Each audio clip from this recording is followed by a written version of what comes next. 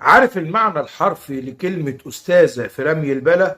هو ده اللي حضرتك هتشوفه في الفيديو اللي أنا هعرضه عليك. تخيل بقى معايا لو كان سواق الأوبر ده ما صورش دليل براءته. تخيل معايا كده وقول لي في التعليقات كان ممكن إيه اللي هيحصل معاه. اتفرج على الأستاذة في رمي البلا اللي ماشية ترمي بلاها على خلق الله، والألفاظ والكلام اللي قالته اللي المفروض تتحاسب عليه. بصراحه الدماغ اللي انت عاملاه ما تطلعش عليا. لا ده انت انا مش هتحرك من المكان، انت اللي ما تتحركيش من مكانك الا لما تحاسبيني. مش هتحرك.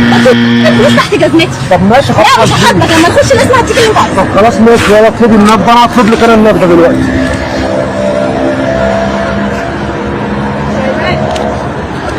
مساء الخير لو سمحت، انا كنت راكبه اوبر وبتاع الاوبر مد ايده الاول خالص، حاول يتحرش بجسمي، ولما جيت رديت عليه شتمني افضل الشتايم ونزلني في نص الطريق.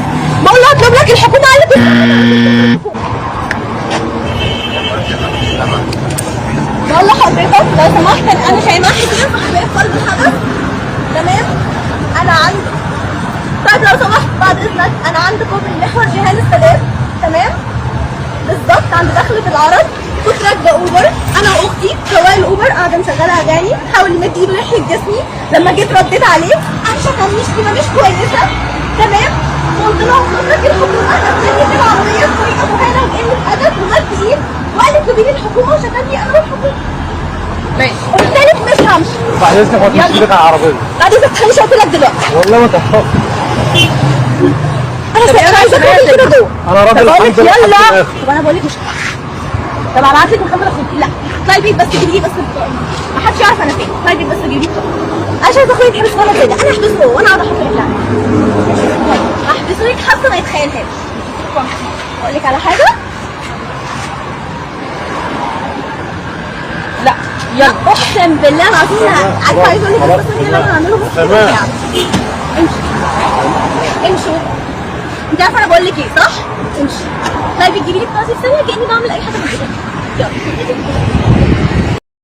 تخيل معايا كده لو سواق الاوبر ده ما كانش صور واثبت براءته او يبقى معاه دليل براءته من الاتهامات اللي بتقول عليها ان هو بيتحرش بيها وان شتم وزارة الداخلية وشتمها. في مثل بيقول يا انسة ما شتمك الا اللي بلغك، يعني معنى كده حضرتك اللي بتشتمي او بتسبي وزارة الداخلية. وارد يكون حصل فيه خلاف ما بينهم في العربية لحاجة ما، لكن هي طورت الخلاف ووصلته ان هو عملية تحرش وعملية سب في وزارة الداخلية. في حاجات كتير بتثبت في الفيديو ده ان حضرتك بترمي بلاكي.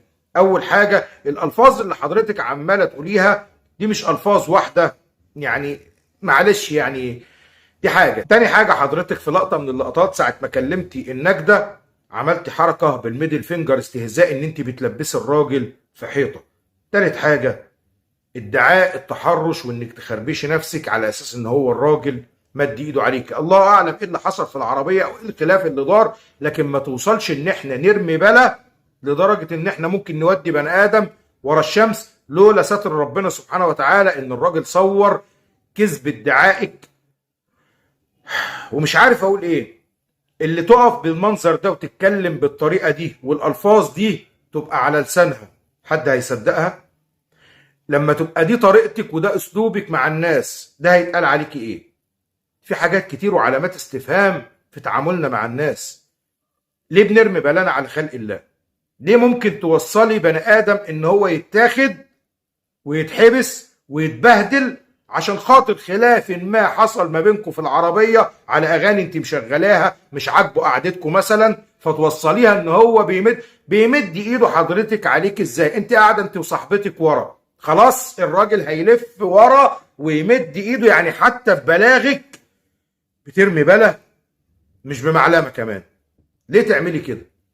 منظرك انت ايه نفسك؟ منظرك ايه بعد ما الراجل صورك؟ انت بتقولي انا في قلب الحدث، خليكي بقى في قلب الحدث، خليكي في قلب الحدث والداخليه تحقق في الموضوع وتعرف مين اللي بيرمي بلا وكل واحد ياخد جزاؤه.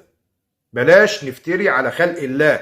في تجاوزات من بعض السواقين ما قلناش حاجه، بس في 90% منهم او يمكن 99% نازل فعلا عشان يطفح الدم وياكل لقمته بالحلال. فما تبقاش النتيجه لاي خلاف يدور ان انا البسه في مصيبه ممكن ما يطلعش منها. اتقوا ربنا شويه، اتقوا ربنا. مش فاهم انت كان هدفك تركبي السواق الترند وتركبيه الشلاحات؟ ادي حضرتك من حفر حفرة لاخيه وقع فيها.